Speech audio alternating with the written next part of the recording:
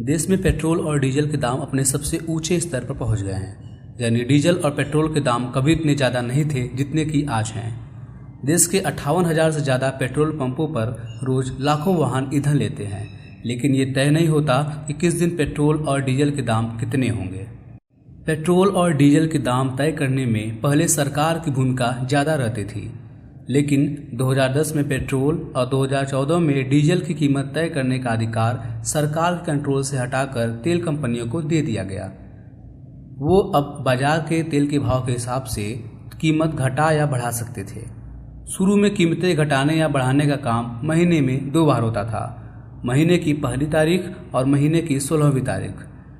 लेकिन इससे शिकायत यह थी कि अगर बीच में तेल सस्ता हो जाए तो इसका फ़ायदा ग्राहकों को नहीं मिलता था और एक बार में 2 या 3 रुपये बढ़ते थे, जिससे काफ़ी हंगामा होता था।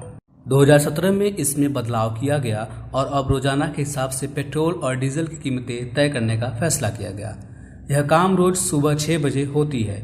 इसमें गौर करने वाली बात यह है कि तेल के दाम रोजाना कुछ पैसे घटते या बढ़ते हैं, जिससे लोगों पर ज़्यादा प्रभाव नहीं पड़ता।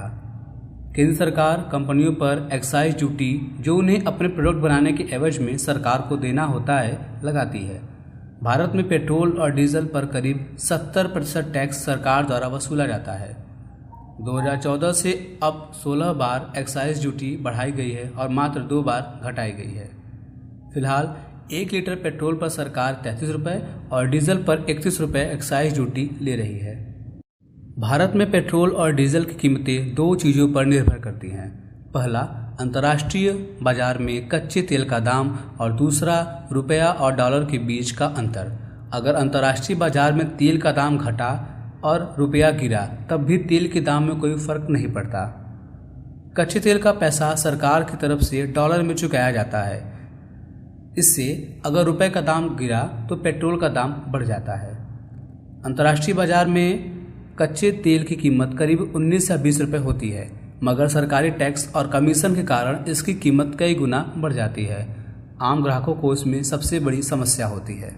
तेल के दाम बढ़ने के पीछे एक वजह यह भी है कि पिछले साल जब भारत में कोरोना अपने उच्चतम स्तर पर था, तब सरकार को विभिन्न क्षेत्रों में पैसा खर्च करना पड़ा, जिस वजह से उनके खजाने में भारी कमी आई।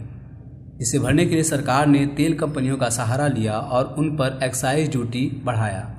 राज्य सरकारें वैट टैक्स लगाकर अपना खजाना भर रही हैं, जिसका खामियाजा आम आदमी को उठाना पड़ रहा है।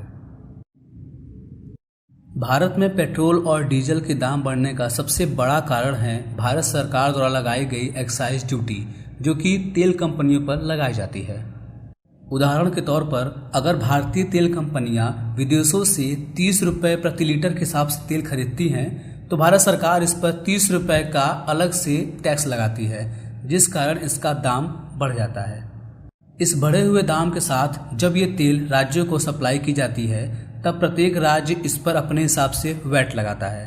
भारत सरकार द्वारा लगाई गई एक्साइज ड्यूटी और राज्य सरकार द्वारा लगाया गया वैट दोनों मिलकर तेल के दाम को कई गुना बढ़ा देते हैं, जिस कारण से यह तेल अंतर्राष्ट्रीय बाजार से काफ़ी ज़्यादा महंगा होता है और आम इंसान की जेब पर काफ़ी असर डालता है।